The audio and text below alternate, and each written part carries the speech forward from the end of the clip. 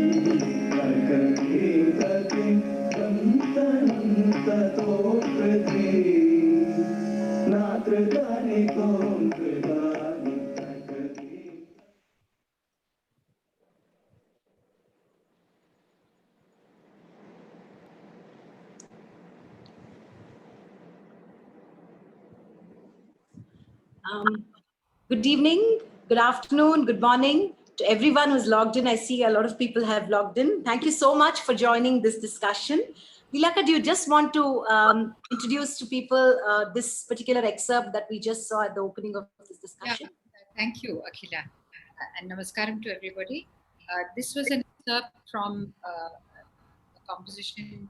It's basically, so interestingly, a solo Tilana format, Madhuvanti Tilana, which I choreographed for 13 dancers way back 20 years ago. It's beautiful. Thank you so much, Lilaka. Firstly, a warm welcome to everyone who's logged in and to the very eminent panel that we have tonight with us. I want to firstly acknowledge how privileged we at Aalaap feel to be able to collaborate with the Spanda Dance Company and Lilaka, of course, an artist I deeply admire, to be able to, celebrate or mark rather the 25 years of Spanda's journey under an umbrella that we have titled The Spirit of Spanda. Last month on September 14, just as Spanda turned 25, we had a very memorable event called Nostalgia, where a whole bunch of artists, arts collaborators, friends, colleagues of Lilaka and of Spanda shared with us, their memories of Spanda's first ever production way back in 1995 at the Kamani Auditorium. It was a very special event. Starting this month, for 12 months, once every month, we intend to have, we intend to zero in on an idea and, ideas that are sort of core and integral to Spanda's spirit, and invite people, artists, to share their thoughts on it, to make the whole discussion eclectic, interesting, insightful. We open this series with group matters, where we intend to discuss the dynamics that go into creating group work. And we couldn't have had a better panel than we do.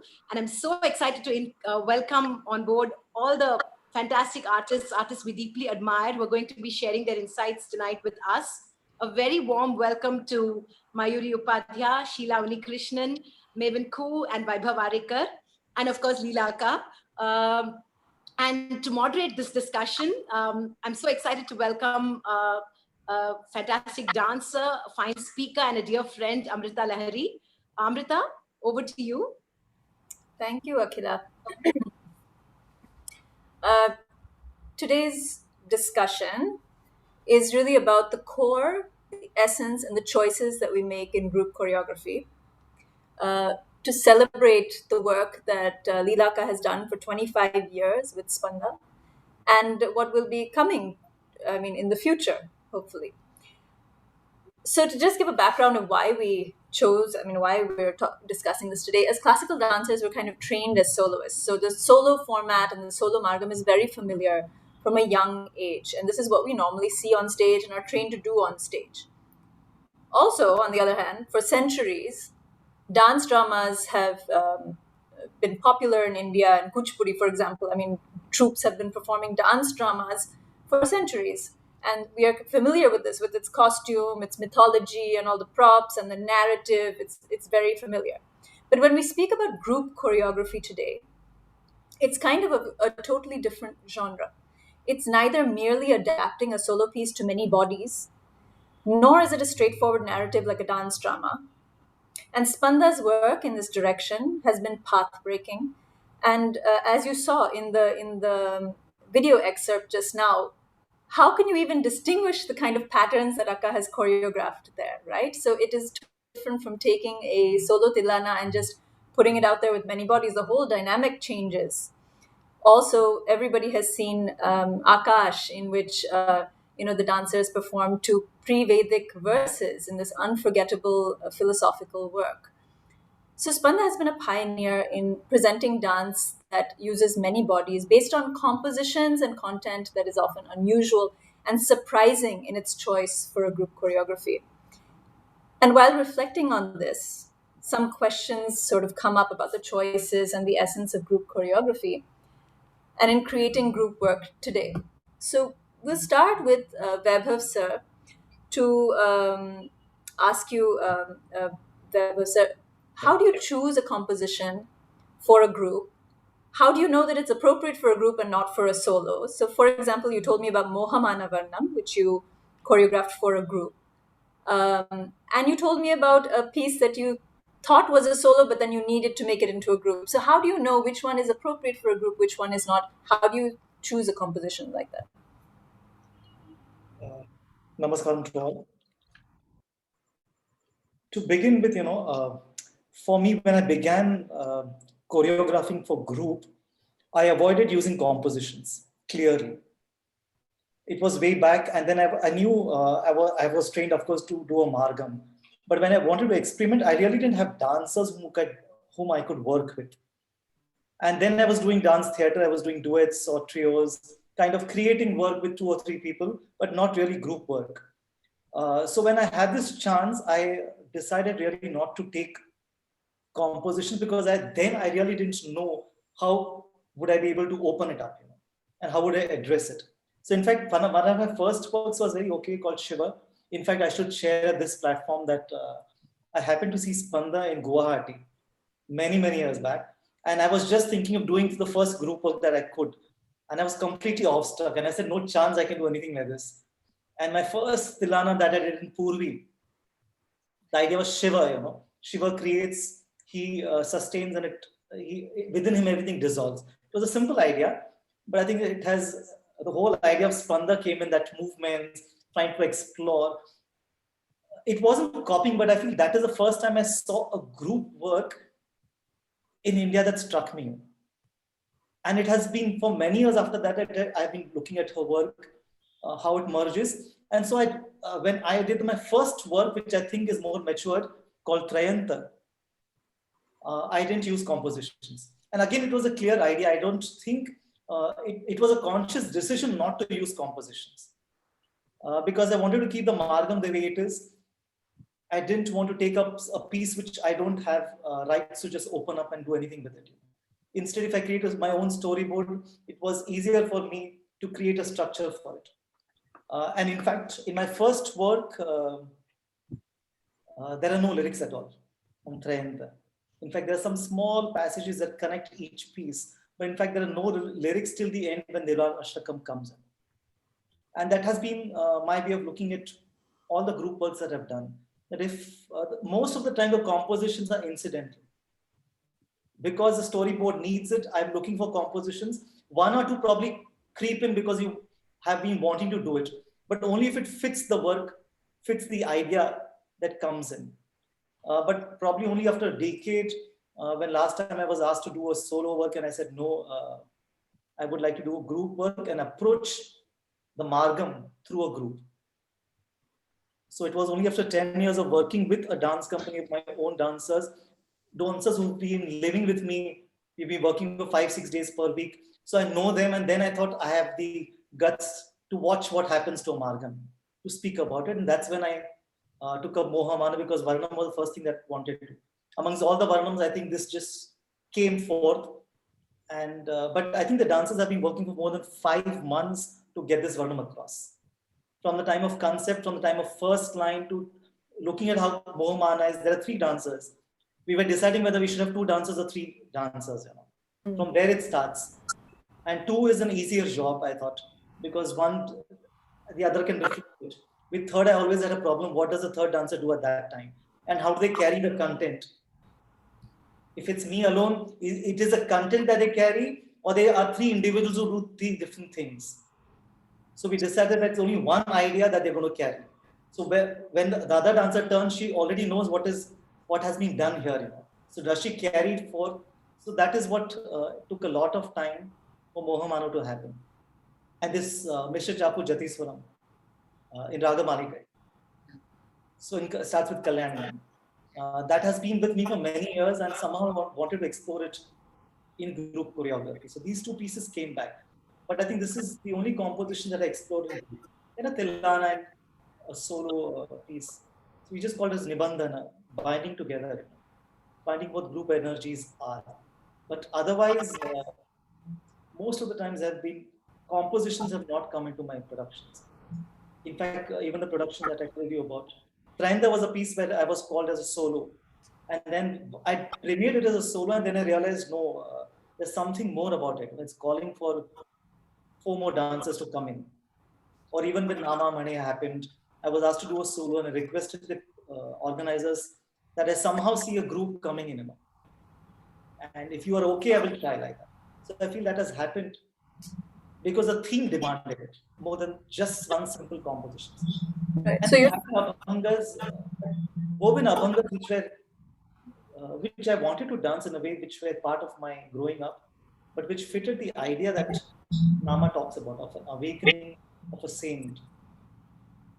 So your theme and your sorry, Akka, your theme and your storyboard come first, and the compositions are coming into that. That is, the literature comes in there. Akka, sorry.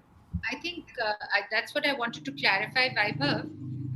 When you say composition, because we use this word choreography and composition rather liberally in India. Uh, when you say composition, you mean lyric sahitya. Yeah, I mean Sahitya, lyric Sahitya that comes in Amalgam. Okay. That is what I suppose that is how. No, it can be music composition, dance composition. In that sense, I was wondering, yeah. So it doesn't only mean not a traditional piece, but no sahitya. Yeah. Yeah. And for musical composition, I think we work with the group. I prefer that than getting music done before. I work what I want. We keep mulling over it, different ideas, and then show it to the music director to compose something. And if he has ideas, of course, you incorporate it, but not that I would fix up a rhythm pattern. They would give me something and I'd say, okay, this is done. For musical compositions, it's like even conceptually, there's a simple idea that you start playing with, and the dancers come in, they work with the idea, and I feel that even that composition starts taking place then. It's not just me who's going to tell them what is going to happen. Like in Ritus, we were talking seasons. Grishma is about not a season that is outside, but a season that is within me. When in my life do I say that this is Grishma, this is summer? Is there a point when I feel that? And so the dancers had to contribute to feel when do they feel Grishma.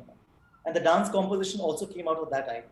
I had my own thin line that was clear in my mind of what I wanted. But the compositions of even movements happen when dancers start speaking. And not necessary that I have to tell them do a Tatyaitaha. We work with Tatyaitaha and say, does this Tatyaitaha say something to you? Watch it, create a movement, and then music happens. Can I ask you, Vaibhav sir, so Mohamana Varnam, which obviously you had danced as a solo already, you knew that you were very familiar with it, right? I was familiar with it, but I didn't hadn't danced it. So what made you feel that that should be done with 3 bodies rather than solo? I think I just kept hearing it and waiting for something to tell me what is it. Is it 2 or 3? And I worked. I'll be very honest. I have to tell that I'm blessed to have dancers who work and live with me. If I call them at 7 p.m. in the night, they'll come. If I tell them come at 7 a.m. in the morning, they will come. So it's India. It's quite possible that they stay with me at least for 5 to 6 years, and they shift from Pune or from Gujarat to be in Mumbai with me. So what happens is they have two of them came in. They did a complete choreography for the first line, and we worked with it. Then we say, okay, let's do the same piece with 3 dancers, and what happens. So they continuously move with it. And I decided after the first line was done in 2 pieces and 3 pieces. In fact, Bhoga Tyageshwar came in first. I knew I had to have Bhoga Tyageshwar. And there's a 4th element, like even I come into that piece. But I come in the background. So even the 4th dancer comes in, Bhoga Tyageshwar. So in fact, we worked with that line first. I said, Bhoga Tyageshwar comes, everything will fall in place. I don't, it's an instinct. And 2 was easy because it was working. And I said, this is not a challenge. Can I pick up 3 and still make it happen? If it didn't work, I was open to saying, oh no, this is not right. Just because I feel 3 have to be there. Yeah. But it started falling into place. So when you can choose your own sort of composition or your own what you want to work on, that's kind of one way of working as an artist. But there's also sometimes when you're commissioned something or there are many stakeholders and there are large scale productions. So I wanted to take it to sort of Mayuri and Maven sir and ask you, how do you keep your artistic voice and how do you stay true to the choreography when there are many stakeholders or when there's a lot of, there's a director, there's some sponsors, there's somebody else, there's so many dancers in these large scale productions. How do you stick with that composition? How do you stick with your choreography? Mayuri, do you want to start with that? Or is she frozen, I think? No. Okay, maybe it's my internet, sorry. So I think whether it's it noble or thing that you feel, especially for art and dance is something that's always been important and necessary. And education, an artist. Mayuri, we can't hear you very well. I think there's something wrong with the audio. Can you hear me now? Yeah. Better, yeah. Louder. Okay. So I was saying that dealing with different kind of um, funding agencies or dealing with different kind of organizations, whether it's a government body, corporate, wedding, films. Um, I feel like the basic first step is that you have to understand that you are entering into their space. So you have to understand the language with which you have to speak to. Mayuri, may I request you to check your audio, please? On the mute button, if you can just check your output. Yeah, it's very warbled. Moment. Alternatively, you could also use AirPods. Mic. Yeah. Do you want me to use earplugs? Yeah, it may enhance the volume. Yeah. Can you try that if that's possible? We'll just wait for Mayuri. But Mayuri's work is very interesting because she does such Mayuri, large scale work. just come closer and speak. Uh, Yeah. maybe Maven would like to pick this up. Yeah, sure, no problem. So I think the first thing I would say is, I mean, like my personal experience has been very diverse in terms of the kind of structures that I've worked in. You know, I've worked in big classical ballet companies to big contemporary dance companies, small contemporary dance companies to, you know, extensively all these years doing solo Bharatanatyam work, whether it's an academy or at the same time joyfully dancing in Meera Krishnamurti's roof terrace. So the range in terms of the structure has different implications each time, I would say. I think there are two folds to your question, Namrita. One is in relation to the artistic content, and one is in relation to industry, if you like. So one is about the creative one is about money, right? In terms of the creative team, when you're dealing with collaborators, I would always say that the most important thing is to only work with people that you have a tremendous amount of respect for their work. So that when you are, so it's not really just about, you know, choosing someone who's has a big name at that point or who's fashionable, but do they really, through their work, do you share something similar in your thinking and in your vision? And do you respect their work enough so that when you collaborate, you're able to truly sit and listen so that it is really a collaboration? Because I always think it's pointless to bring in collaborators and then essentially just have the final word. So this ability to, with great humility, actually, really sit and listen to your creative team, I think it's a very important aspect. And it's something that I've learned a lot through all my work with Akram. He has this amazing ability to bring a team together and really collaborate in terms of the thinking, you know. Then the second element, which is a bit more complex, which is when you're dealing with producers, arts councils, funders, right? I think it's a progressive journey. I think you always start, certainly in my 20s, it was very hard to, I think, stay true to my voice because everyone else feels like they have a better opinion about how you should be doing things. So it's a very fine balance. And I think it's one of those things that can be very challenging in terms of working in an industry. But I think eventually, when you have worked long enough and you have also found your voice, because that is also part of the process, it takes time to find your voice, then you come to a place where you are able to recognize the funders or the promoters, again, that can see your vision. So it really becomes about not trying to please the whole industry because it's impossible to do that. But it's understanding those who will think alike with you and who will respect your voice.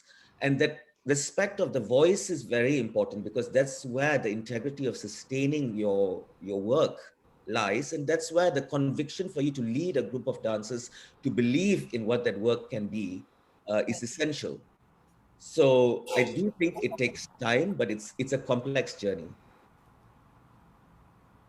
Mayuri, would you like to come in now? Yeah. Am I more audible now? Yes, absolutely. Yeah. Okay. So to add to what Mevin Anna was saying, I think in the context of India, um, when you're dealing with multiple entities, whether it's a corporate mogul or a government body or a, for a film or anything, I think you have to understand that you are entering their space and learning to speak their language. And it's not the other way around. So you can't expect them to know the nuances of your craft, your artistry. I feel like a dialogue is possible when you go with a certain bit of openness, and you have to understand that there is they view things with a different perspective. Like I would say, um, there is a certain deadline, there is a certain timeline that's given to you. There are certain amount of resources which they're investing in you, and they will view your art as a product. Um, and the pressure with which you are working when you're interfacing with these various departments, I think, is tremendous. So as long as you can take this risk and manage yourself in these conditions, I think you're in a good space to begin with. Secondly, like I totally agree with what Anna was saying, that it's finding your artistic integrity and holding on to your artistic vision is something that happens over time, and it's a progression. So initially, even when I started, I think I faltered a lot. And in fact, a lot of my failures gave me lessons. And it's very important to fail. And I think now, fortunately, I've reached a point where, uh, you know, my creativity is taken seriously and my opinion matters when I enter these spaces. So I feel the more uniqueness and the more conviction with which you speak and address the artistic vision, the more you're able to guard it fiercely. You and also another feature when you're dealing with the various aspects here in our country is that you're not just a performer, an artist, you're also to a great extent, um, I feel, an entrepreneur. You have to wear multiple hats and juggle many roles. So that communication is also something one has to learn effectively. And that's when you learn to even hold on to your artistic vision far more better. You're very comfortable with the distinction between artistic and commercial work, right, Mayuri? You're very comfortable with that distinction, would you say? Yeah. And I think I thoroughly enjoy it as well. I love the challenge and the risk it brings. So, may I butt in here? Sorry, I'm so sorry. Mayuri, so you've talked about the vision of a choreographer like yourself, and you also talked about this whole interface with the industry or government or corporate or whatever. But what about the dancers? So, for me, that's kind of like a very critical component also of what the people who are going to carry your message out. So how do you deal with that other soft power? Um, so in case of a commission project where you don't have the luxury of time to work with dancers, you're given 2 weeks, or you're given, there are limited time and resources with which you have to work. Yeah. So I think in a scenario like this, what I tend to do is create a safe space first.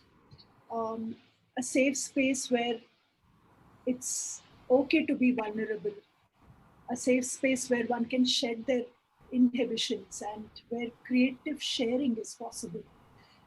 So, for me, developing and creating a portion of trust is very important in any team when a group comes together. And that trust becomes a foundation for teamwork. And a positive team for me equals a good artistic output. So I always spend a lot of time knowing people and allowing them to interact and create a good space of learning. And I think after that, I actually don't spend too much time on teaching them nuances of what is happening, what is the theme, what are the complexities with it. I give them a basic structure, framework, and allow them to interpret. So it's probably a 70-30 ratio. Of course, it depends on the kind of theme, the nature of theme. But I think there has to be certain transition when the dancers are able to take the piece from you and own it as their own. So yeah, I would say that would be my process. That brings up a very interesting point, I think, about how a dancer can take that piece from you and own it. And when you are working with, different ages, I think it's different how you explain it, of course. Akka used to spend a lot of time explaining to us the meaning of each verse and getting into all of the philosophy of it before we danced it in Spanda, and continues to in all of the pieces that she teaches us. Sheila, do you want to come in here and tell us about how you work with your students? I can see on my screen that the video is frozen. Is that the same for everybody, or is it Oh, okay? no. Okay, Amrita. It's okay.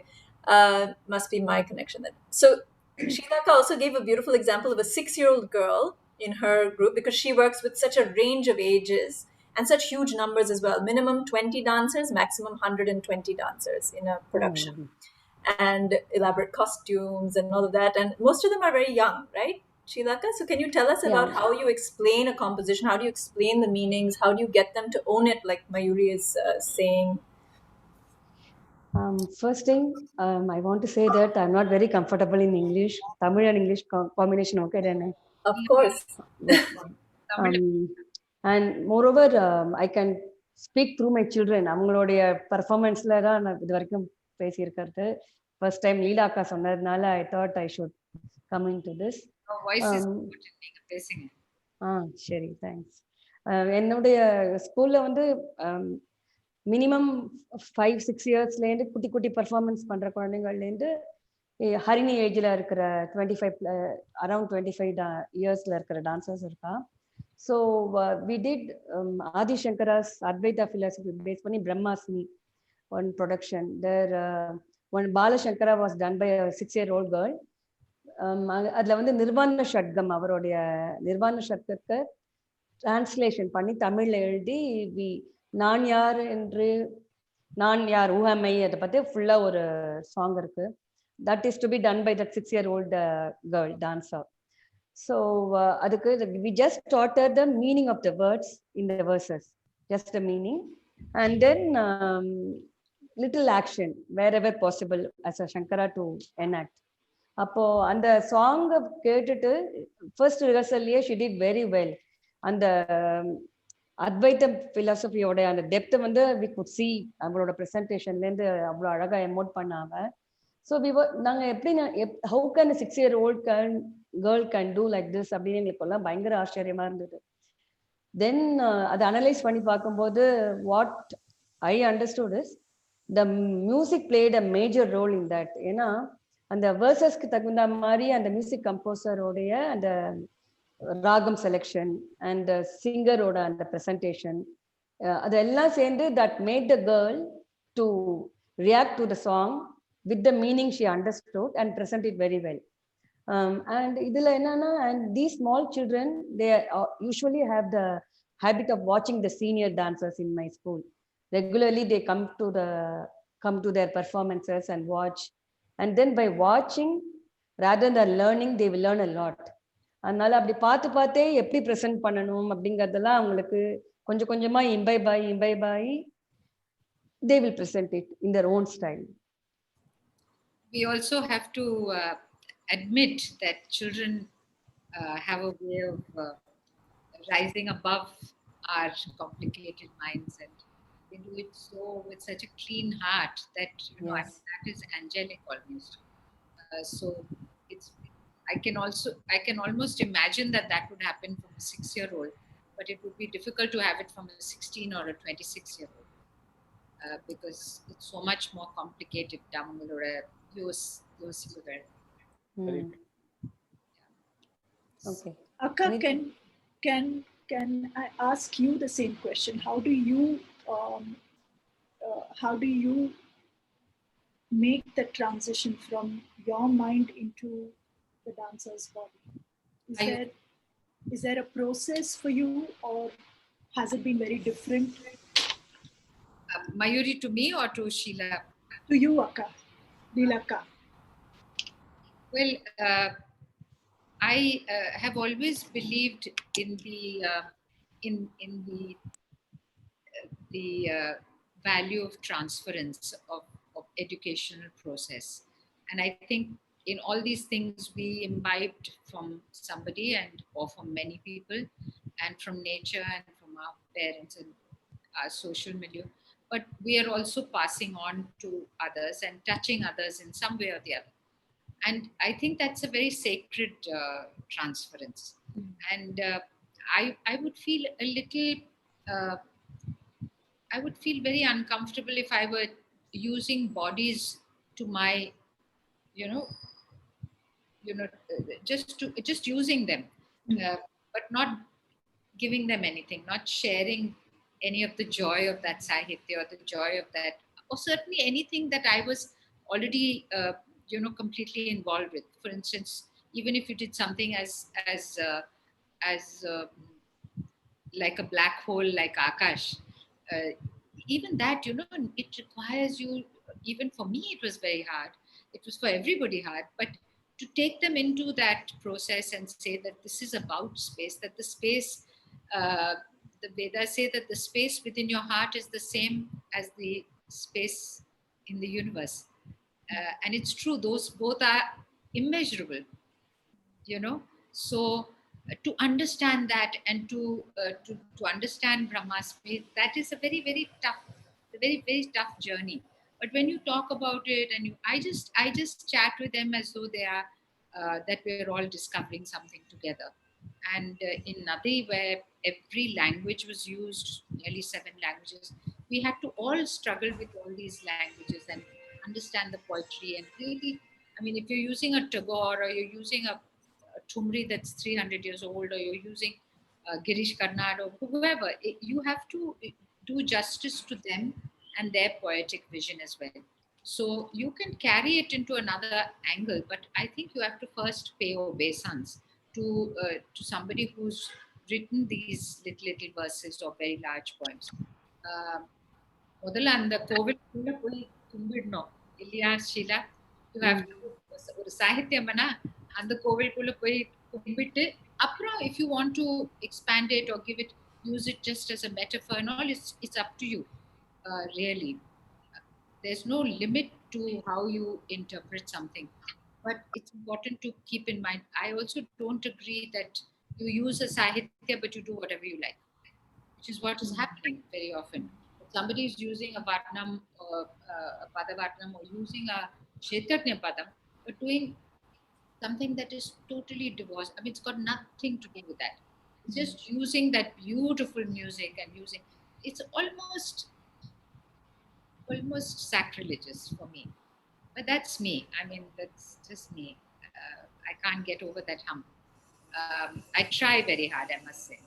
But it's different things to different people. But I like the journey to be one where we're all traveling together.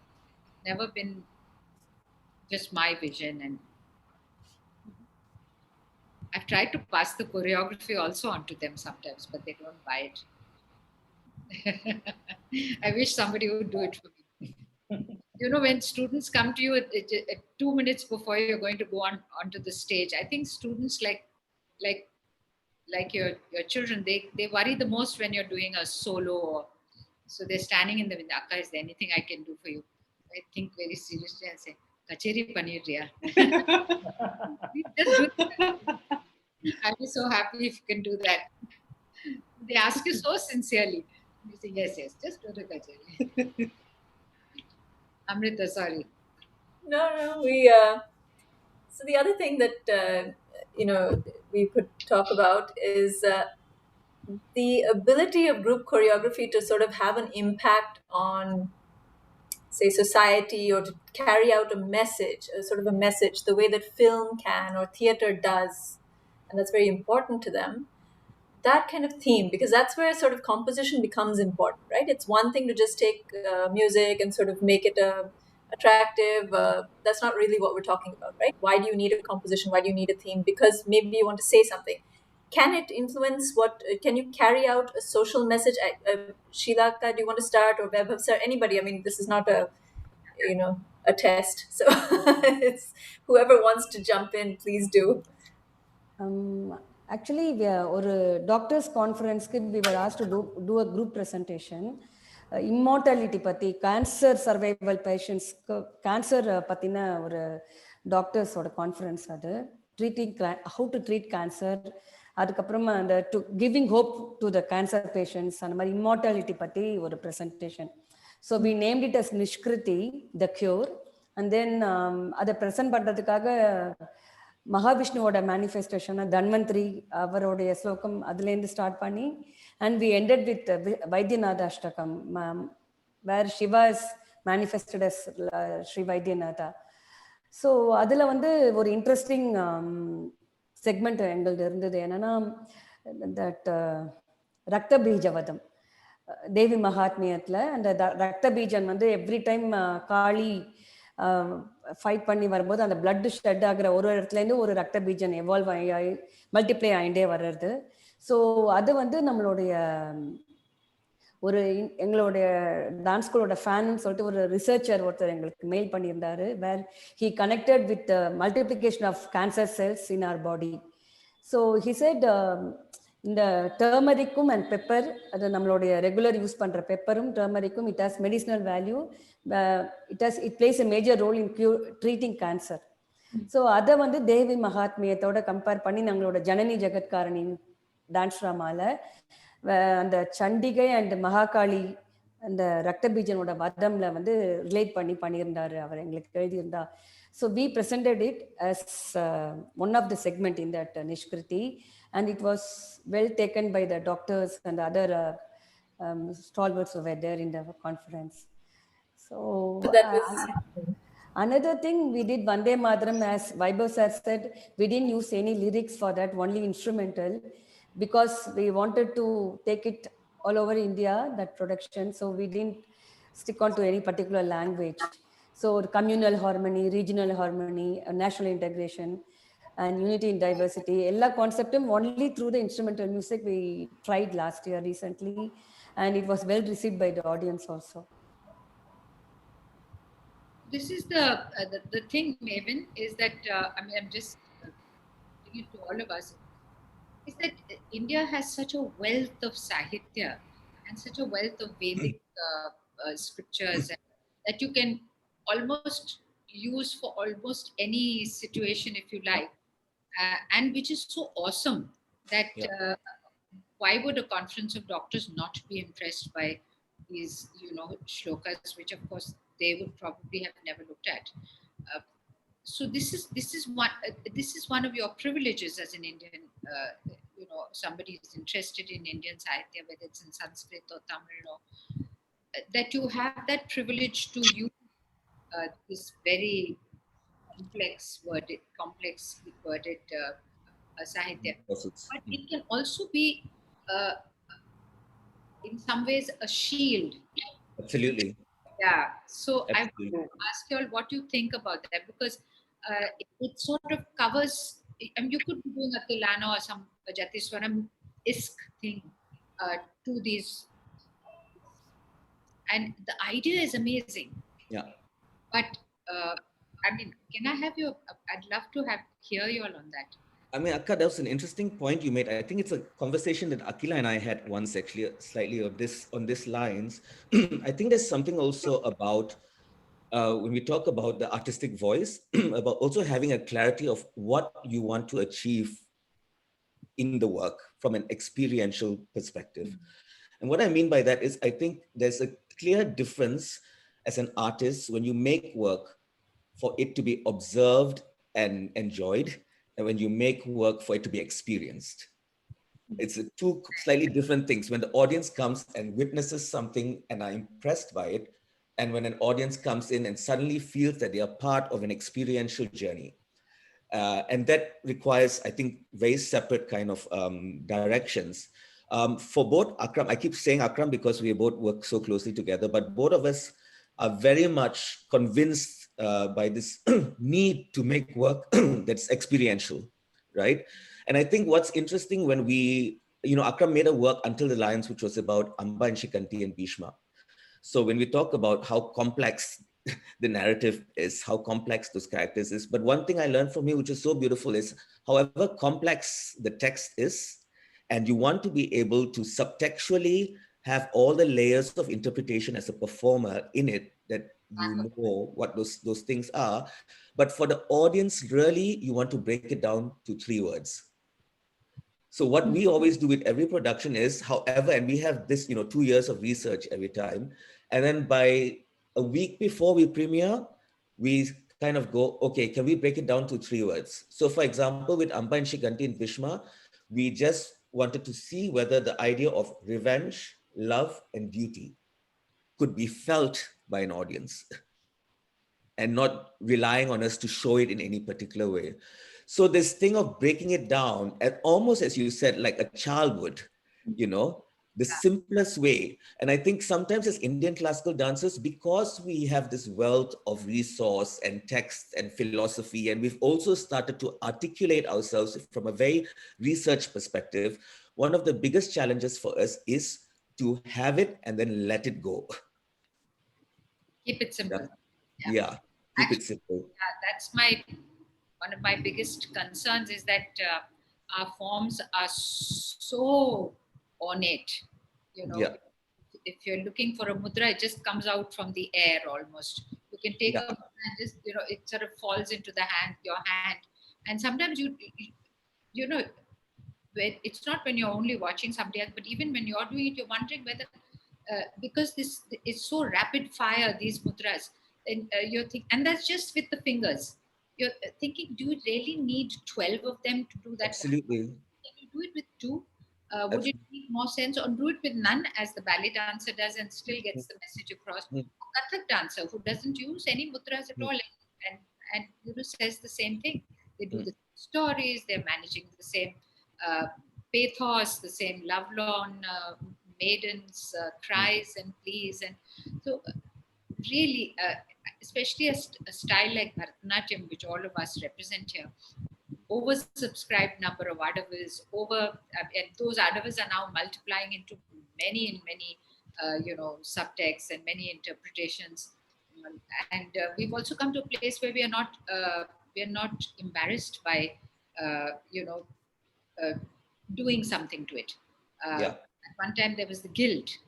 My generation was sort of almost guilty to break the norms.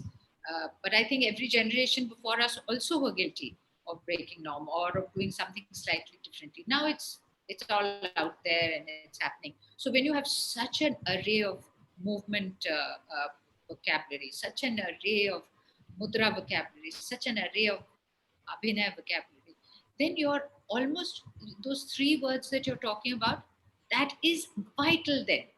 Absolutely. At the end of the day, it has to become that sincere. Not even that simple, but that sincere. That's one of, yes. Can I ask Nevin, Anna? So you were talking about creating an experience and taking the audience into your bubble, making them participate. But what if the audience is not ready? My answer to that, Mayuri, would be actually when there is work that is tremendously honest and comes from a place of depth, I personally don't believe that there's no audience that's not ready.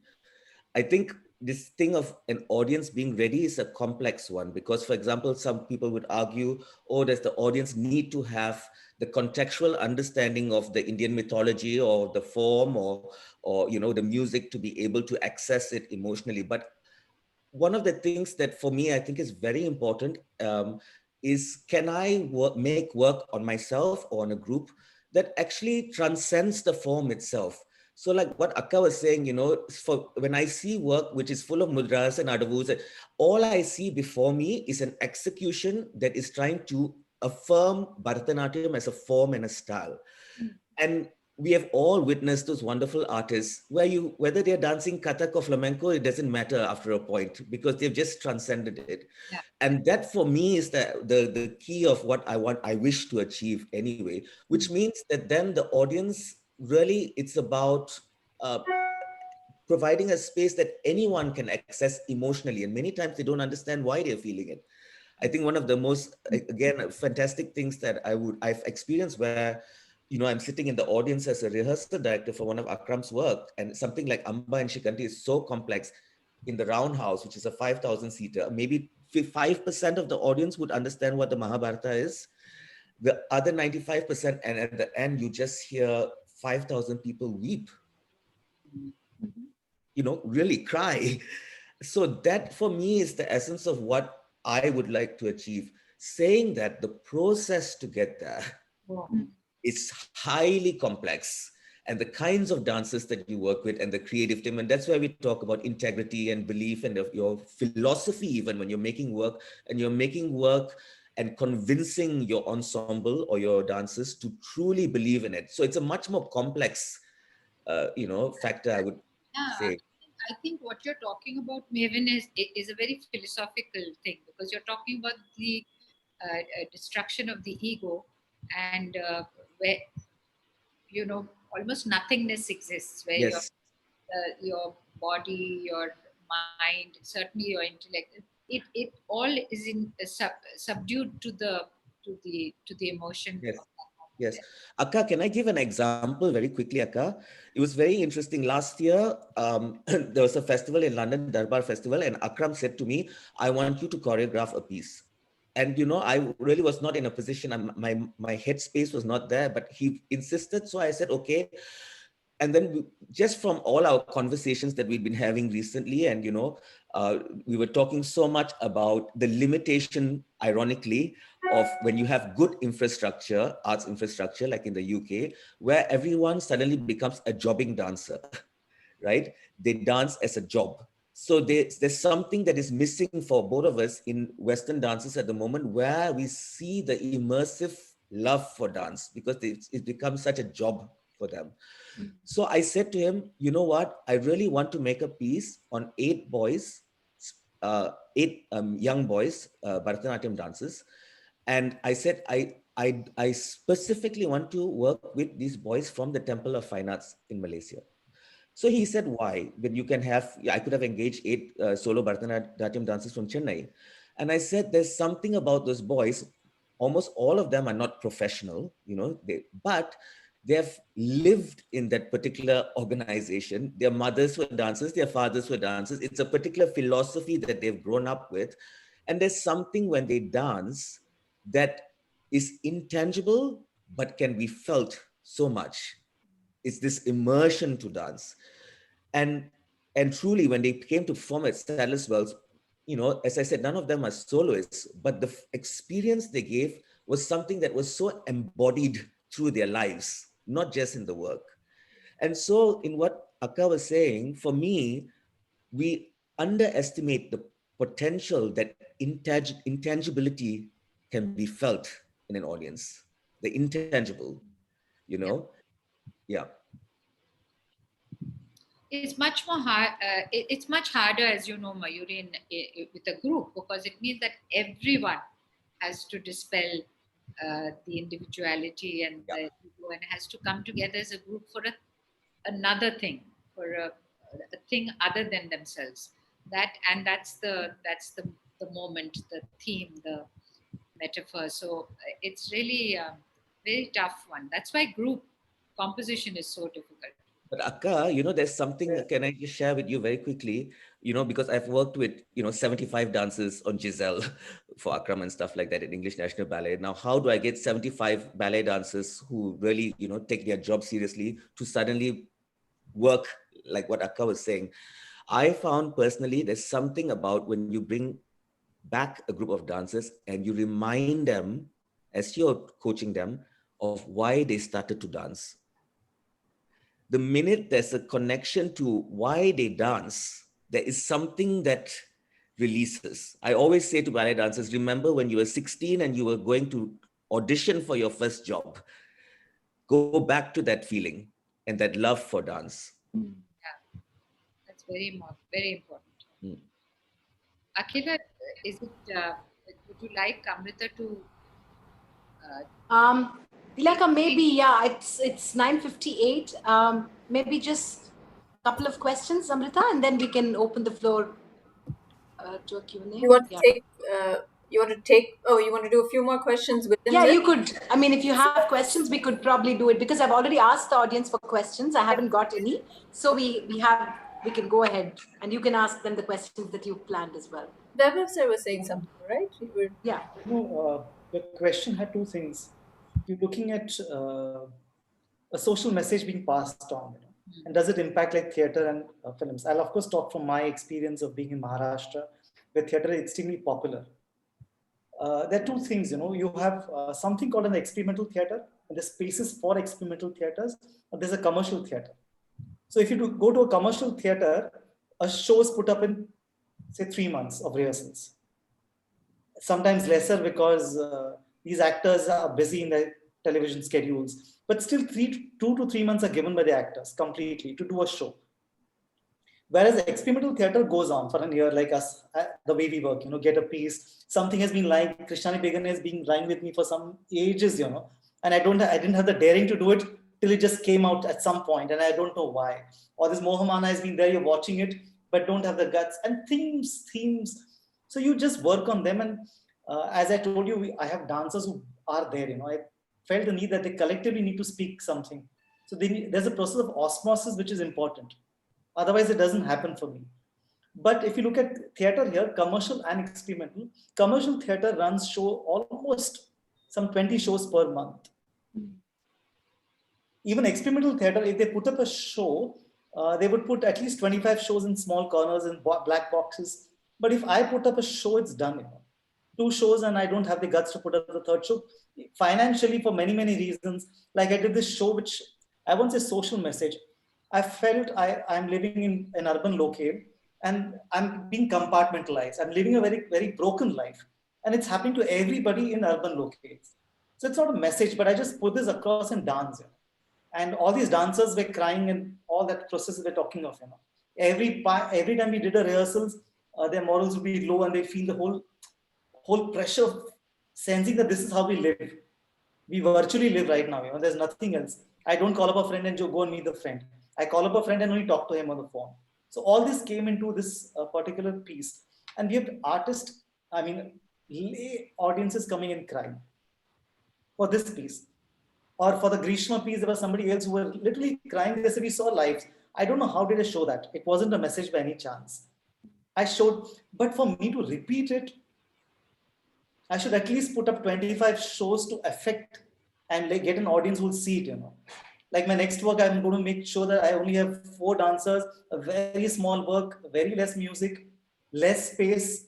So I can go to black boxes and say, see this performance. So at least 25, 50 audiences keep coming in, Shivaji is great, but I've just had 7 shows. So 25 shows in my career. I said 25 shows of this Narmade Harar is a great to be shown. But 25 shows over 15 years. So if you look at commercial theater, even experimental theater, they're having a number of shows and that impacts like films. And dancers can do it, but I find that is one thing that we need to address commonly. Can we create spaces where dancers, smaller spaces,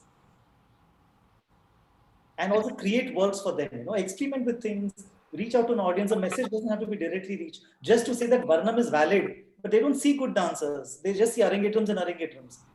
Or post-arangetram or some performance. How will they be affected? They have not seen a dancer who's given a life to understand what a Varnam means. So if we have things like this, I feel it will work. We have to create that kind of... all of us all over the world are concerned with so many social issues that plague us, injustices, discrimination. everything around us. I don't need to mention it. You all know. As soon as we discuss politics or social evils, then we are extremely depressed by what is happening. But is it possible? I'm just putting it out to all of you. Is it possible for us, Sheila, to actually convey this in some way, or is the pathos of the Naika the same as that, as the pathos we feel, or is it different? Why do people point a finger at us and say, "You all live in another world, only talking about this? It's got nothing. There's nothing relevant there. It's the rape that's happening." Is it? Do you actually show something like that in order to? I mean, what is your the rasa you're trying to get from the audience? What is the reaction you're trying to get? Is it the same as that which they read in the newspaper every morning, or is it something different? This is a very important issue when you talk about social issues, socially relevant issues for dance. Uh, Mayuri, would you like to take that? Sheila, will you start or? First நான் இந்த question understand பண்ணது கரெக்டா சொல்லுங்க லீலா ma'am. இல்ல social relevant themes நீங்கெல்லாம் பண்றது இல்ல. நீங்க வந்து ஏதோ ஒரு நாய்க்கா பத்தி அவங்களோட விரகத்தை பத்தி பேசுறேன்.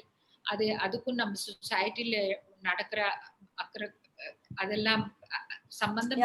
That okay then so how do we make our dance relevant னு கேக்குறேன். according சோஷியல் தீம்ஸ் எடுத்து பண்றது வந்து ஒரு ஒரு ரேசர் மேல நடக்கிற மாதிரி தான் மேம். அது it's very very we have to be very conscious for social theme. ஏன்னா இட்ஸ் வைட் அண்ட் தென் எல்லாருக்குமே வந்து ரிலேட்டிவ் ஐடியாஸ் இருக்கும். இப்போ நேஷனல் இன்டெகிரேஷன்னா வந்தே மாத்திரம்னு ஒரு டீம் எடுத்தா, ஸோ ஒருத்தருக்கும் அதோட தாட்ஸ் அண்ட் ஐடியாஸ், லேமேன்லேருந்து டான்சர் வரைக்கும் அண்ட் பெரிய ஸ்டால்வர்ட்ஸ் வரைக்கும் வேற ஐடியாஸ் தான் இருக்கும். ஸோ நம்மளோட ஐடியாஸை நம்ம கன்வே பண்ணும்போது we have to be very very careful. அதே மாதிரி வந்து முடிஞ்ச வரைக்கும் what we do is negative திங்ஸ்க்கு டச் பண்ணாமல் நம்மளுக்கு என்ன பாசிட்டிவ் திங்ஸ் வேணுமோ, லைக் என்ன messages what we want to convey அதை மட்டும் கொண்டு போகிறதுக்கு தான் நான் ட்ரை பண்ணேன் இதில். அண்ட் ஒன் மோர் திங், நிறைய ப்ரொடக்ஷன்ஸ் நாங்கள் பண்ணிட்டு இருக்கும்போது மித்தலாஜிக்கல் ஸ்டோரிஸ் எடுத்து நிறைய பண்ணியிருக்கோம். சோஷியல் தீம்னு எடுத்து பண்ணது நான் 2 தான் பண்ணியிருக்கேன் இது வரைக்கும் பண்ணதில். But you know when we do that traditional and mythological stories, we get lot of opportunities to perform. Naveen சொன்ன மாதிரி we get lot of chances. We have done this Janani Jagatkarni for 100 stages, 100 performances, and Ramayanam 100 performances. This Brahmasmi may be 20 or 25 because that people will not understand much. So if you want to do it repeatedly, because we spend a lot for a production, so that should be some value for the money. So what usually I do is I will see that the children do that production again and again whenever there is chance, so that kuti generations of students, they will also get opportunities to do. So because I always work with the smaller children, not like adults. So அப்போ mythological stories and traditional way of Bhagavatam, அதுக்கெல்லாம் நிறைய opportunities இருக்கு. Because we have lot of temples and even Shadabhishegam அந்த மாதிரினா கூட they wanted Ramayanam, Balaramayam அந்த மாதிரி. But social themes நம்மளோட out of interest, நம்மளோட contribution to the society for our own interest, we can try. We have to be very very careful when we are putting it out. No, also I think your contribution is extremely essential for there is a need in our societies, especially here in Tamil Nadu, for the kind of work that you're doing, especially passing on to the children these values that come with these themes. So and people like to watch those themes. They feel that it's soothes their minds, all their pain and all is alleviated by listening to these shlokas. And so this is a very important aspect of the dance, and I think it's totally socially relevant if you're doing it for that particular audience. Whether you can take it to a stage in London and perform it, or even to a stage in Bombay, that is so Vaibhav, he has to deal with the social milieu around him. Maven with the social milieu around him. All of us have some, yeah. So, yeah. Can I add to it? So while we're talking about mythology being the base, there was this one project that I did where, um, which was a memorial for the victims and the families of the victims of 26/11 incident. So the message was anti-terrorism, and the the space that we were performing this was in front of Gateway of India, Yeah. and the entire programming was such that uh, one had to be sensitive to the occasion and the cause. So there were bhajans, there were chants, there were singers singing, and here I was asked to create a composition, and it was the only dance element. And having said that, the whole program was for a television channel. So I was also reminded of the importance of TRP rating with it. And along with that, as part of the work, I had a superstar who was also going to be part of it, Mr. Amitabh Bachchan. So I have to give a social message, and we're at the same time being sensitive and also addressing a certain requirement. You know? So I feel like being safe, yes, but how we are addressing what kind of audience is very crucial. Like talking about a sensitive issue, if it is a political space, it would just lead to controversy. Yeah. Talking about social issues in an artistic environment is completely welcome. So I feel like what kind of audience and the sheer volume of audience you're addressing determines how much you can speak about a social issue. Yeah. And the dance, I mean, dance is celebratory in some ways. It's also filled with hope. There's also transformation. It's also a journey. I feel that all of us, I mean, it's a journey. You know, you're moving towards some point of hope and one, point of perfection, if you like, whatever your aspiration is. It's that just keep moving towards that goal. So the dance is already filled with that sense of hope. And what else do people want? Ultimately, they want to see something that gives them also uh, the ability to aspire. Hmm. That's one of the most important. Yeah. Amrita, there are a whole bunch of questions, but do you have anything specific? One last one. Yeah. I think everybody found this one interesting, was how do you depict Abhinaya? How do you take on Abhinaya in group choreography? And Akash grappled with this for like decades. So anyone, and then I know there are lots of questions, so that's my last one. Yeah. Anyone, Mayuri, Maven, anyone, yeah. I think it's which is what Akka was saying already before, which is I think the danger zone is always assuming that the wealth of hasta mudras that we have are going to convey a whole emotional narrative. So we have here with me and Akram a particular way of working because we storytell. All our works are about narratives, really. We don't really make abstract work. Is that every sense, literally, we break it down, every movement, every step forward, every hand, like action, everything, every look, we filter it with a what, why, how, when. Each one. So every point of movement has a clarity of intention in terms of why that happens. And that enables, therefore, that gesture, not in relation to hands, but in terms of action in the body and space, each time is clear with a sense of intention. Intent, I think, is a very important part of performance, and it's a very important part to enable audiences to experience what that narrative is.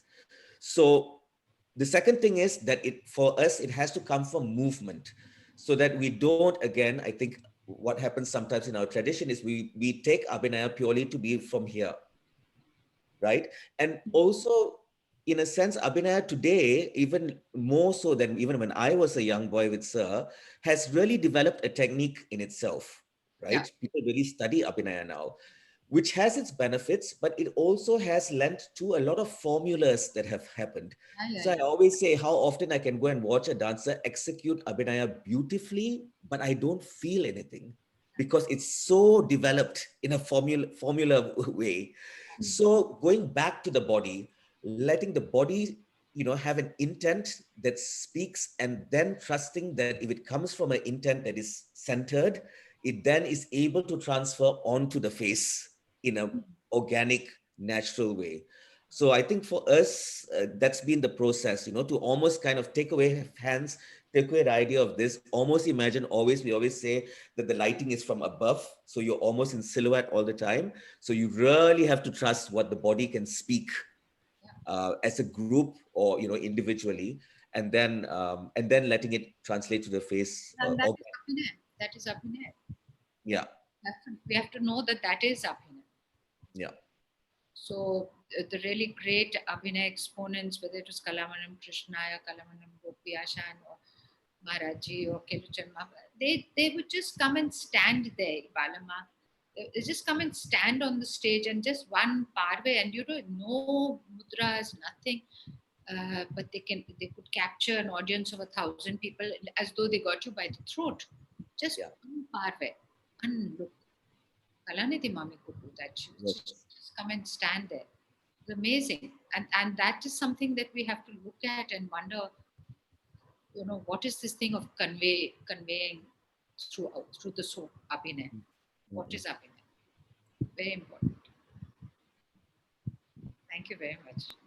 Akhila, do you want to put some questions to them? Yeah, there are a bunch of questions. There's one, Praveen Kumar says, just a thought, since Indian dance forms have this solo dance concept, he says, in spite of having a group, most dancers in group are not fully giving to a group, because at the back of their heads, there is still this solo thing that's on their minds. Does this concept exist in modern ballet as well? I think any of you is free to respond to the... It seems like a maiden question. Yeah. I think there's one thing, there's a huge difference when we talk about group choreography and when we talk about ensemble choreography. It's two slightly different things. I do think, for example, I have never fitted in a company, I've never fitted into group choreographies because I always had something that was too different from everyone else, and it would stand out in the wrong way. So for example, even when I was performing in my younger days in ballet companies, I never was in the corps de ballet because I was too different. So I always was given solo roles instead. But I think in ensemble choreography, it is really about several individuals having a voice to speak together. So it's a choice that you make. I do agree that group choreography soloists don't belong in it because you can't, your experience in itself, your performance presence in itself is as a soloist. So it disrupts the ability for a group to have a singular voice, I would say. But in ensemble choreography, yeah. I think Praveen is right if he's talking about the India situation.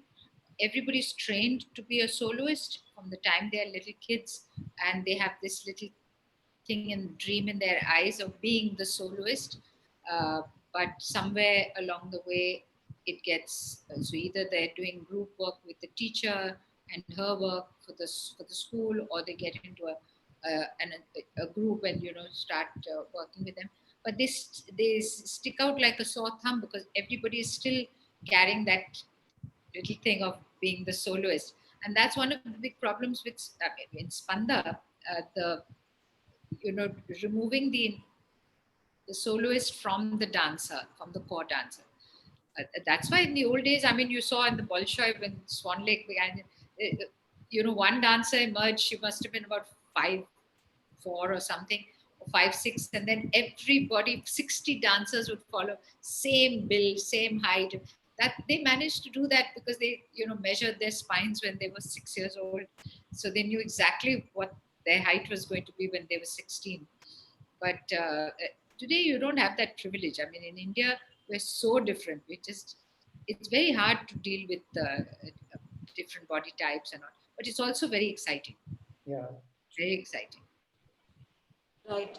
I feel like when you're dealing with group work, the artistic vision and the theme has to take precedence over everybody.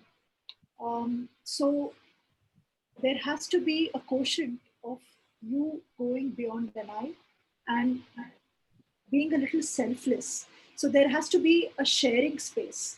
And if that effort is done, I think the group compositions kind of enhance much better. Absolutely. Absolutely. Vaibhavji, do you have a comment? Yeah, I have to work on both these spaces. Like we come in the mornings and of course after our warm-ups and adabus, we do a full margam and then we start working as group together, of putting up energies together. Or it could be alternate days. If there's a show of a group work, then of course things become different. But also that we live, talk about it, work with two bodies. Because when I'm alone, the space is different. I can explore it completely different. And so when I'm doing a margam with even 7 people, someday they think we are a group and go to dances together. Right. And I have to be receptive to what is happening to the person next to me. So, but you have to keep constantly working. For me, it's quite difficult, but I have to. So after that work, I come back and work on my own of what it is. But we have to manage that. Yeah. Yeah. Sheila ji, would you like to comment as well? See, என்னோட ஸ்கூல்ல வந்து group is formed within my own students. Right. So அதுல நிறைய plus. Even though each one is solo performer, when they are dance together, they know each other very well, and then they go along with each other very well. So they are able to do both solo and groups successfully in my school. In fact, because they are from the young age they are together. Yeah. So total scene is different here in this school. Yeah. In fact, it's fun time for them when there's a drama or something. That's there. Yeah, because they get along each other. They get along with each other very well. They get all their snacks and everything. Fun time for them. Yeah. Yes. I just want to maybe in India the word ensemble is not being used at all, but what we actually doing is ensemble work. Correct. We say group, but it's not. Yeah. Right. There's a question from Chitra Warrior, and she says, when you all choreograph, do you think about the perspective of the audience, or do you want to show what you want to say, not really so concerned about the audience? Any of you could probably respond to that. Well, be interesting for her to look at compositions that she's doing, where already the composer has decided what he wants to say. The starting point is much before us in most instances. You pick up if you pick up a kriti or a padam or a javali or a varnam or any of these pieces, the message is already embedded in what you've picked up. Unless you create again, unless you write the poem again, or you do what Vaibhav does, which is not use sahitya at all, then, or many of us have done that, then you can create, then you form, you write your script and you work according to the script. But otherwise, absolutely, it's what you want to say, it's what you wish to convey, and that's very important, I think. Yeah. The word is very important. The akshara is very important. Yeah. There are times when we become self-indulgent, I find that I'm doing what I've not, because I've thought so much. So I have Sushant, who might show it to and say, what do you feel? Is this conveying what I want to say? He says it is conveying what you want to say, but I'm not sure it is going to reach out. Right. So you dilute it. I'm sorry, not dilute it, but things clarify again, as you were saying, 2-3 words, He says, what do you want to tell me? So tell me the experience again. So you need this third eye to tell us sometimes this transition that it has to finally go to an audience. Absolutely. Your complexities can stay in your mind, he says. I don't want to see that. Yeah, That's what Maven said, is to keep the complex, throw them all out after a while. Yeah. Yeah. I So you think need somebody else sometimes to tell you, look at your work before it goes to the audience. Yeah. Yeah. I think it's But a not cater to them necessarily. Like there are times when I say, that's okay if they don't get it. But there's something that they should get, no? Some experience that comes to them. Kind of. Piper, one of the best people you can show it to, if you want to try out something, is to little children. children. Absolutely. They are Yes. so honest in their, this is not nice, I don't like it. But throw it out. They don't care whether you're their teacher or anything. So children have an honesty about them. And when they're watching something, they want to be moved, want to be entertained. It's just wonderful. I think if we can all bare our souls to children, then you're on a. I always, Evan, you wanted to say Actually, something? I was just going to say, I always feel it's problematic if we have to rely on the artist to explain. Yes, absolutely. Someday this has to stop. It's only in India that we're doing what we're doing. Mayuri, you wanted to say something? No, I thought Sheelaka wanted to say something. No, I thought, see, if we know what kind of audience we are going to put our show well in advance, maybe we can select our presentations according to their interest and then according to their understanding. For example, if you are going to do it in music academy or any good dancers where everyone knows about the dance and the technical part of it, we can present those kind of compositions there and the choreographies. And for the lay audience, we can choose some other presentation where they will understand easily. So this, if we know the audience before well in advance, maybe this we can cater to the need of the audience also. I think The question would be, who is lay audience? Yeah. Yeah, Who wants to that say is right. The lay audience means, I mean, dance பத்தி ஏபிசிடியே தெரியாது அப்படின்னு இருக்கிற audience இருப்பாங்க இல்லையா, அந்த மாதிரி இருக்கிற ஆடியன்ஸ்க்கும் we should be able to reach them, convey the message. அதுதான். I feel like both are important. What you want to say and how the audience is perceiving it. One without the other is. See, whatever you want to say, if you simplify it and then bring it to the level of the audience, the same message can be conveyed in many ways. Complex-ஆவும் கொடுக்கலாம், simple-ஆவும் கொடுக்கலாம், same thing. So sometimes we have to consider the audience to convey our messages, so that it will reach them. Right. There's a question specifically for Sheila ji, but I think it will be lovely if others could respond too. Sheila ji, the question is from Satvika Reddy, and she says, during a group choreography, the dancers need to be dedicated enough. Like they have to attend every rehearsal, and it's little difficult for the dancer who's not a full-time dancer to attend every day. So how do you ensure that every student is dedicated enough, and how do you bring and cultivate that spirit in students? Definitely அதுலயே answer இருக்கு. Everyone எல்லாரும் டெடிகேட்டடா இல்லைன்னா group choreography பண்ணவே முடியாது. Every day they have to come on time. Assembling time தெரியும், dispersal time எப்பவுமே தெரியாது. Group ப்ரொடக்ஷன்ல எப்போ முடியும்னு தெரியவே தெரியாது. So and dancers should learn time management first. Those who are studying or those who are working, ஸ்டூடெண்ட்ஸாக இருந்தாலும் நமக்கு டான்ஸ்க்கு எவ்வளோ டைம் வேணும்னு தெரிஞ்சுட்டு அதுக்கேற்ற மாதிரி they have to plan the other part of the life. அந்த மாதிரி டைம் மேனேஜ்மெண்ட் பண்ணி பேலன்ஸ் பண்ணவங்க மட்டும்தான் குரூப் ப்ரொடக்ஷன்ல நல்லா பண்ண முடியும்.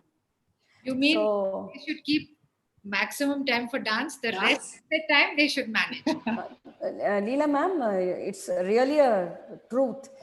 Children who are spending more time in dance, they spend very less time to study, and then they excel a lot the best. in schools and colleges. So they have to be dedicated. Then if they are not able to come daily, definitely they have to go themselves out of the group instead of we sending them out. Anyone else would like to respond to that? No, that's the best one. All right. Can we do a couple of more questions, Leelaka? Okay. There's a question from Natalia, and she says, my question is regarding the geometrical forms that are selected during a choreography, diagonals, semicircles. Do you have any formula that always works well? Also, is it easier to work with a pair number or impair? Would anyone like to respond? I don't mind taking the numbers one. I'm not too interested in answering the one about the triangles and the circles and that. But in terms of numbers, just personally, I've always been very fascinated by Vaibhav. You'll be interested to know. I like the third, I like the fifth, I like the seventh, I like the ninth. I prefer it to 8 or 6 or 4. So I'm an oddball person. Yeah. Same here, Akka. It's always a 7. It works very well because that one more is just perfect for, I don't know, it just works perfectly for me. It's just also more challenging, a little more fun. And we grew up with Chatushram, so you get a little tired of that 8. Yeah. That's interesting. Khandam, Mishram, Sankirnam, adale oru azhugu irukkulla. Yeah. Chatushram is there in all of them. But those are very interesting. Actually வந்து என்ன பொறுத்த வரைக்கும் என்னன்னா numbers doesn't matter for a group choreography, and I always see group choreography as a maze. ஒரு triangle, diagonal அதெல்லாமே we won't plan in the group choreography. அது எப்படின்னா it lead us through the maze. Somewhere if we get stuck, I will stop the choreography the same day, that day, and then start choreographing the next day. So it எப்படி சொல்றது, unfolds. Yeah, correct word, beautiful word. அதுதான் அதுவே அழகா நமக்கு வழி பண்ணி கொடுக்கும். அதே வழி கொடுத்துரும். அதுதான், it's like a maze. So number doesn't matter. Yeah. She wants to know how to create geometric patterns in space. How to create? Well, she says regarding the geometrical forms that are usually selected during the process of choreography, diagonals, semicircles, is there any particular formula that functions well? அது அக்கா சொன்னதுதான், it unfolds. No? It just happens, I mean, things, I think we take far too much credit for something. Actually, when somebody says you did this, I almost wonder at it, because some things just happen, and you wonder whether you did it or it just evolved. And I think Mayuri said it well in the beginning, where she said that she leaves the idea with the dancers and gives them a lot of scope, but ultimately it unfolds. I think that thing of things getting sorted out or managed or evolving with the particular people who are there at that time on whom it is being done, they have to sort it out. Sometimes, when two dancers are, when people are standing next to each other, and you can see that there's some vibrations which are not very nice. Instead of changing, I just call them and say, they're the person whom you're going to drop with. You lump them or you drop out. There's no other way. You have to be able to stand next to somebody and share that space with them. And it's a very physical thing. It's also a very emotional thing. It's also, I think it's very important to share the space and be considerate of the space that somebody else needs next to you. It's also, it's all about life, about courtesy, about giving, taking, loving. But if Mayuri is doing this for a cinema, say, she has camera angles known, does she plan these moves? So, to a great extent, I kind of draw them. And I try to visualize it from different angles, from a top view, from, an angular view. And then take it with the dancers. And sometimes I kind of co-create. I ask the dancers to draw motifs. Or I show a motif and ask them to, with an instinct or an impulse replicate a motif as a group in silence. So geometry and space is, I explore it with different ways. Sometimes I listen to a sound and ask them to create a geometric shape in space. So sometimes I create a task of competition. I divide the groups into 4 sections or 2 sections, and I you know, create geometric shapes between them. So yeah. Geometry is there for everybody to use. I don't think you can, yeah, it's just there, and it's a pleasure using those lines. Yeah, but it has to happen depending on what you're choreographing, right? I think that idea of geometry is quite interesting, actually, because I think as classical dancers or classical dance makers, both in ballet as well, I would say, initially when one starts to make work, there's a great interest in exploring body composition in space. Yeah. Because we are so trained to work with our own bodies, even as classical ballet dancers, it's about very much you and your body relationship. So this joy suddenly to explore body in space is there. But eventually, I think what is beautiful if one comes to a place is like what Akka was saying in La Bayada or something like this, when you have 60 quarter ballet dancers doing the same thing in a row, is when that geometry starts to create an experience that is not just impressive in terms of its geometry, but it's actually emotional. I think that's very beautiful. It's so beautiful when they do that, my God. Yeah. Yeah. Maybe one more question, Leelaka, just one last question. Yeah. Lata Srinivasa says, what would matter more? Choose a dancer who has impeccable ability and skill as a dancer, but is unable to form a belief and cater emotionally to the piece, or choose a dancer who has this intangible sense of understanding the vision of the choreographer, but not very skilled technically, and train them later along the way. Whom would you pick? Definitely the second. Latter. Without doubt. Okay, everyone says. So Aditi has a question. Yeah. Sorry. No, you don't need, what is this yardstick of skill? I think it's about cooperation and getting together and wanting to dance together, and that enthusiasm that a young person brings to a team, giving energy. Somebody's down, picking them up.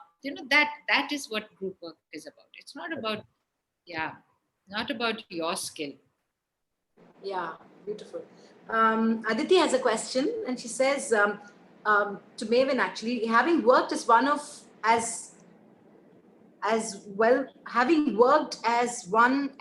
as watched groups and ensembles in India and abroad, do you think there is a space for a rehearsal director here? And it would be nice if others could also kind of offer their point of view. I mean, the role of rehearsal director is it's one that I have been doing for many years in relation to work, and I actually, it's the one role that I'm very confident. I'm much more confident as a rehearsal director than I am as a dancer, actually, in terms of what my skills are there. I think definitely, I would say in many ways, in certain contexts, it has happened in Indian classical dance. I always say that Lakshman sir put Meena Raman in charge of me from the time I was 12 or 13. Until today, she acts as a rehearsal director for me.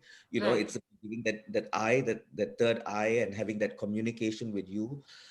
But it's about, I think, where there's a challenge with us as a community in Indian classical dance is this notion of ego. So if we invite ego, how if we invite a rehearsal director into the space, how open are we to genuinely have that conversation in terms of the notes? I work in a space where the notes that I give to Akram sometimes himself are quite harsh and quite demanding, but there's the space there that exchanges with those notes. So I think my question would be more, as a community, are we genuinely in that space to have the humility, if you like, for that kind of collaboration with a rehearsal director? Maven, Yes, Saka. does a rehearsal director mean second in command? Pretty much so, yes. So this is where India has a problem with it, because they always want to deal with the, almost everybody wants to only talk to you. Yeah. It's a serious problem. If we can have second and not, why only second and third command, and Yes. a little bit of that, the structure of the triangle, then it becomes easier in rehearsals.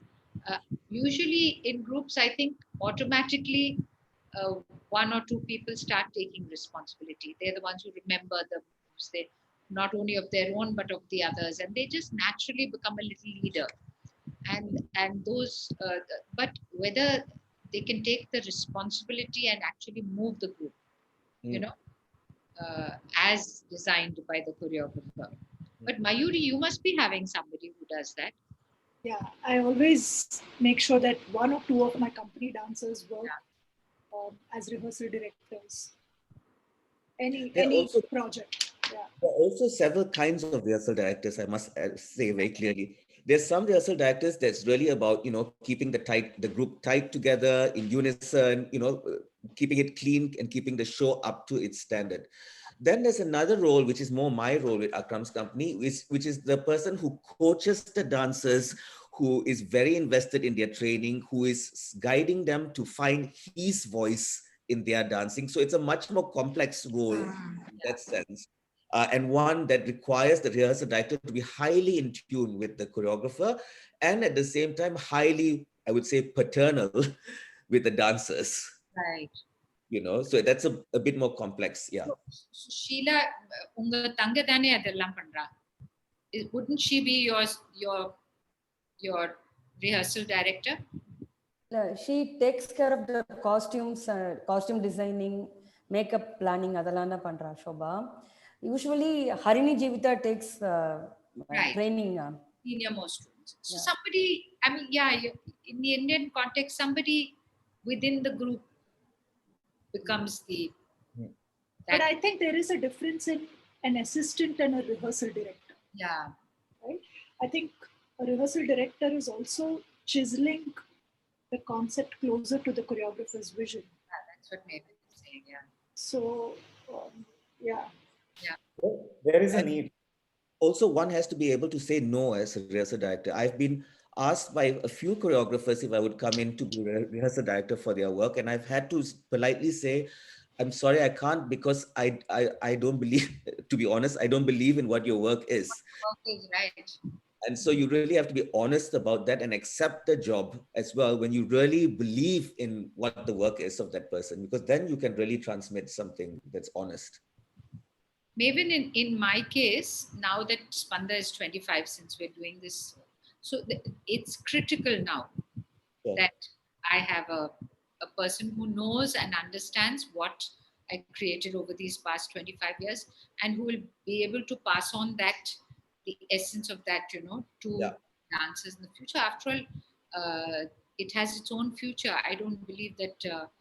So that's another whole discussion, is that does it become only yours and it dies with you, or whether the work continues through the hands of people who believe in the same vision as you said. I think that's very, very critical. Do you think a non-dancer can be a rehearsal director? Like probably for a dramaturge can come in and, because I really don't think so, because we also work with dramaturg. For me, a dramaturg's role is quite specific, and the dramaturg needs to have the space to be a dramaturg without having to be a rehearsal director in order to do the job well. So but of course, I work in a very specific context, and the work is made for a specific context as well. But I do see them quite separate roles. Yeah. Depends on the practice. Yeah. The concept of rehearsal director itself is a luxury in a lot of cases. It is. It's privilege, yeah. It is. Absolutely. So I think Amrita, Leelaka, any closing comments, observations, and then we can formally. Well, my side, I'd just like to thank these very illustrious coming and joining in this discussion. I think it's very important in India that we talk about these things. I don't think we've ever talked too much about what goes into making it. So thank you, Mavin, Sheila, Vaibhav, and Mayuri. I also would like to thank Amrita for taking this on so generously, and Akhila for your collaboration. Thank you, Lilaka. Thank you so much. Thank you, Lilaka. Thank you, Akhila. Thank you. Thank you. Thank you to everyone who joined. The conversation will be available on our Facebook page. And we will be announcing the next, event, Lilaka, soon, right? Yes. In a couple of weeks. So do follow the page and stay with us. Thank you so much. Thank you all for a very, very insightful conversation. Thank you, Amrita. Thanks, Akila. Okay, bye-bye. Good night. Have a good day. Bye, Mayuri. Bye, Akhila.